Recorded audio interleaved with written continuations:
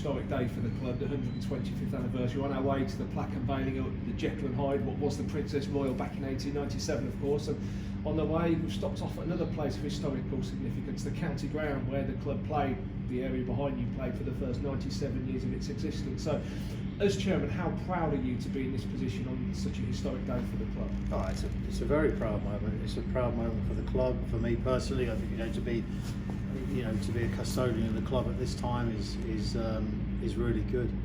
Saturday was special, and what happened on Saturday was you really saw what this football club was about, and then to mark it today with these sort of events and people coming down to unveil a plaque. It's going to be on the part of Northamptonshire is forever and a day is fantastic. Strange to think that 97 years of history happened just over your shoulder. So many memories, so many great players. A season in the first division of English football, of course, it just shows the real depth of history this football club has. Yeah, I've been to quite a few. I know Gavin quite well, and we've got a very good relationship with the cricket club. And so I've been to quite a few games here, and it's amazing to look over there and to see that. To think that the football club played there for so long, and I've come to the cricket with Graham Carr, and it's really interesting to listen to him and the stories that he tells about the games over there. And you can even see, I think you can even see they're working on the pitches now, but at the time you could see some of the touch lines still, like in the grass when I was sitting upstairs with Graham, and it's wonderful. The history is wonderful. I think it's one of the things that Northampton Town has, that 125 years is a long time. And I make fun of my American friends by saying it's almost longer than America's been around. So it's really good to be here, and I'm looking forward to unveiling the plaque later. Yeah, that plaque unveiling will be standing in the same building on the same land that 125 years ago this very evening AJ Darnell and the local school teachers got together and Northampton Town Football Club was born. It's actually amazing to think. I was driving over and I was talking to my daughter about it. I was explaining what was happening there. I said, can you imagine think that actually 125 years ago, a few guys were sitting around going, we should start a football club, or let's get start a football club, and that's what it was. And it's going to be in the same building we're going to be in half an hour. It's incredible to think that you have that history, and you think back and times. And I joked with her and I said, how would they ever put that on social media at the time, but you joke about it, but that the times were so different back then, but here we are still with a football club, and here we are enjoying a victory on Saturday and second in the league. So it's not just about what happens on the pitch for us, it's everything else that goes along with it, the community stuff that we do, and just watching the kids that were around on Saturday, and everything that we do from disabled football to the half-time club with the pensioners in the cars bar, and just all the way through the club. It's testament to what happens. Yeah, you touched on it there, but let's bring things right up to date. Saturday was almost the perfect day for the club. Not just talking about the result, as good as that was, entertaining game, near capacity crowd, lots of local schools, lots of local children involved. Almost the perfect day to mark the 125th birthday. Yeah, we could have done without the 2 goals in the last sort of 15 minutes, but I think that wouldn't be Northampton otherwise to keep it a bit tense. But yeah, it was great. It was a great feeling to go 3-0 up like that with almost capacity crowd, and to see everything that was happening.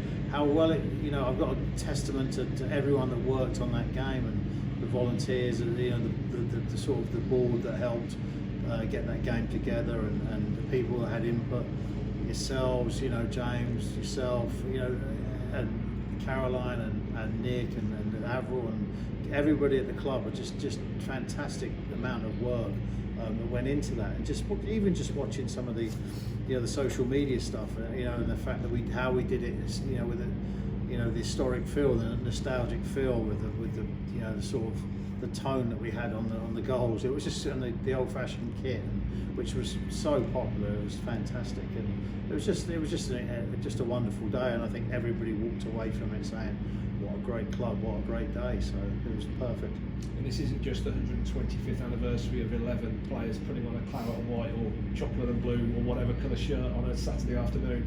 It's the 125th anniversary of a football club that is a big part of the community that's helped so many people. And it's that help and that part in the community that's just as important as the football itself. Yeah, I think we see that all the time. I think we see that every day, and it's part of what we do.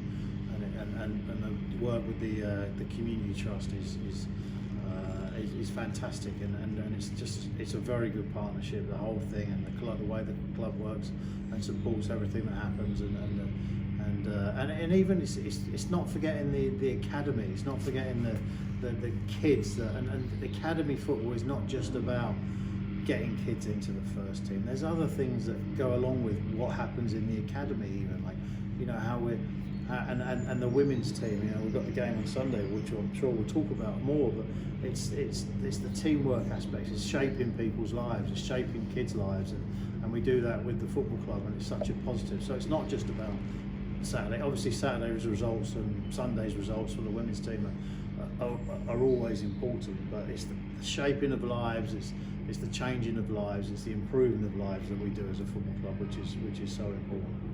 If the 125th birthday wasn't enough to be getting on with for 1 week, let's also talk about the West Northamptonshire Council Cabinet decision on Tuesday night. Must be really pleased with that decision. Yeah, it's been a long time coming in terms of the process that we've gone through, but that's a significant hurdle. That's a real positive step for us. For the football club, it's massive, and you can't underestimate how important this is for the football club. We've worked, a lot of people have worked, including the council, have worked incredibly hard to ensure that it was very robust, very transparent, and it was nice.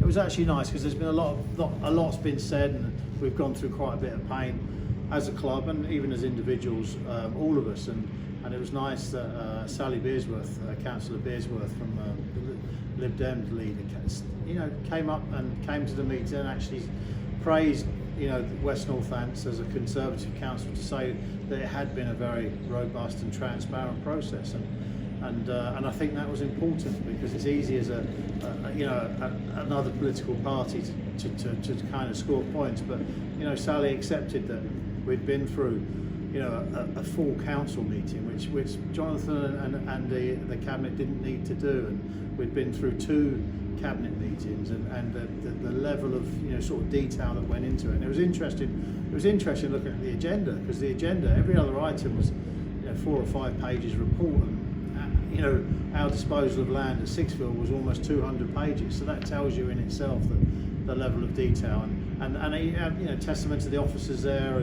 Put in tremendous hours and time. So, you know, we did what we could. We tried to do. We've been trying to do it for a long time. Possibly some people that, you know, didn't want it to happen, but we've made sure that we've stayed professional and we've kept going, and it's just so important for the club. You know, it's not about owners or anything like that. It's about the football club, and the whole deal is structured around what's in the best for the football club, and that's what hopefully we'll achieve. Question I suppose everybody will be wondering to themselves is what happens next. What are the next steps in the process? Yeah, it's very important that we don't get carried away now and think, you know, we're going to get diggers on the ground, and obviously we want to get done as quickly as possible. We want to get moving as quickly as possible, and I've actually spoken to Buckingham's today. I spoke to the former chairman Paul today, talking about setting up a meeting next week, because we want to get this going so we can get things formalised a bit quicker. But we can't rush the process. We've still got this. What happened on Tuesday night was a positive step, and it was about then getting to the legal process, and you know, that's going to take, I think I've seen it, you know, 6 to 8 weeks, and that's probably a realistic time frame. It's a complicated document that's going to need to be produced and agreed, so, or a few documents that will be. So that's going to be at least 6 to 8 weeks, I would say. The ACV process, that can take 6 weeks, or it could even take 6 months. So we don't know that process yet, you know, and that's nothing that we can control. It's nothing really the council can control. So that could take that time. So we have to be careful that we don't raise expectations. But you know, we've stated it, and we'll say it again, that we want to get it done as efficiently as possible. So we need to. We're on it. We know what we've got to do, and the stand is a very important part of this process. So we will continue to work diligently on it.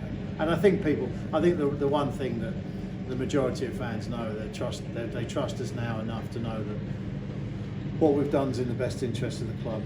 we've worked incredibly hard on it. People have seen it's not necessarily our fault. Some of these delays have happened, and it's just part of the process. And I think they look at it, and there is that trust there that we're going to get on with it. Exciting times then, albeit tinged with a plea for patience with the East End. Exciting times on the field, the promotion battle, and exciting times too for Northampton Town women. Although the first team have got a couple of away games coming up, the women are back at Sixfields on Sunday, going great guns at the top of the league and hoping for a big crowd. Yeah, no, it'd be exciting. I wasn't able to come to the last one, but I'll be there Sunday. I'm looking forward to it. It should be a good game. We're hoping a big crowd turns up, as you say, because they did last time, and it's good to see the support. It was great to see the support for the youth team when they played at Sixfields, and it's great that we can, that James organises that we have some games at the stadium as well, because it's great for the women's programme. It's great for all the young girls that are playing in the women's academies and the education departments to see it and see their heroes or the ladies playing on the pitch at Sixfields. Thanks, Kelvin, and to all the teams you play under the Northampton Town name, happy birthday. Yeah, it's I think I might have been my first ever tweet. I'm on Twitter, but I never use it, I think it's a big enough occasion. I actually did put a tweet out there. Now I need to be honest, now I need to switch it off again, because Twitter can be low. But overall, fantastic week, fantastic day, and we keep moving forward positively. Thanks.